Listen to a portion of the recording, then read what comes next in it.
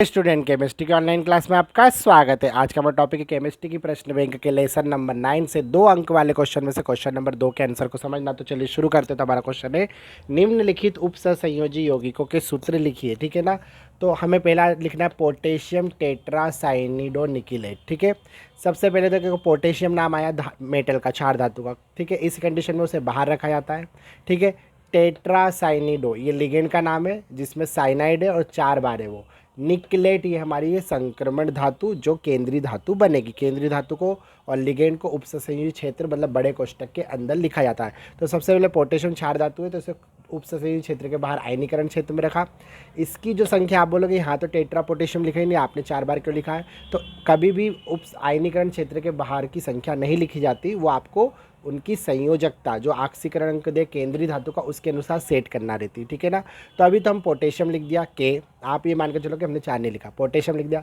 टेट्रासाइनिडो तो साइनाइड हमने 4 बार लिखा। लिगेंडो को छोटे कोष्टक के अंदर लिखा जाता है इसलिए हमने साइनिडो को छोटे कोष्टक के अंदर लिखा है। ठीक है।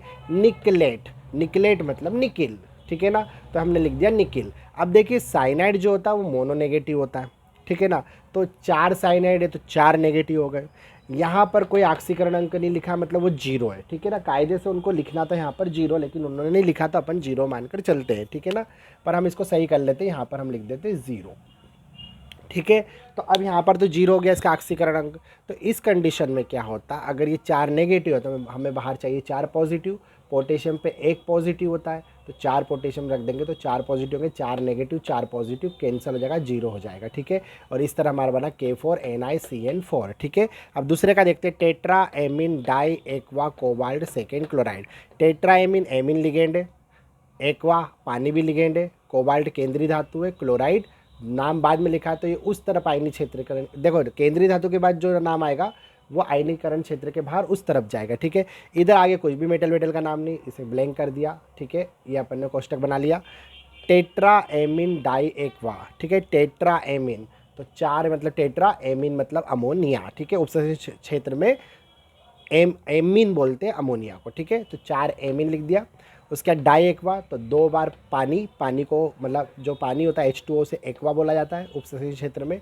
CO मतलब कोबाल्ट। ठीक है ना। तो कोबाल्ट लिख दिया। ठीक है। 4 एमीन लिख दिए, डाई एक्वा लिख दिया, कोबाल्ट लिख दिया। अब वो बोल रहा है कि थर्ड आना चाहिए। अब देखिए अमोनिया जो है एमीन वो उदासीन लिगेंड है, पानी भी उदासीन लिगेंड है, ये दोनों 0 ऑक्सीकरण देंगे इसको कोबाल्ट को। तो जो भी इस पर ऑक्सीकरण चार्ज आ रहा है वो क्लोरीन के कारण आ रहा है। क्लोरीन की संख्या नहीं लिखी, लेकिन आपको क्या करना, अगर थर्ड है इसका ऑक्सीकरण अंक तो क्लोरीन को आपको कितनी बार लिखना पड़ेगा, 3 बार लिखना पड़ेगा।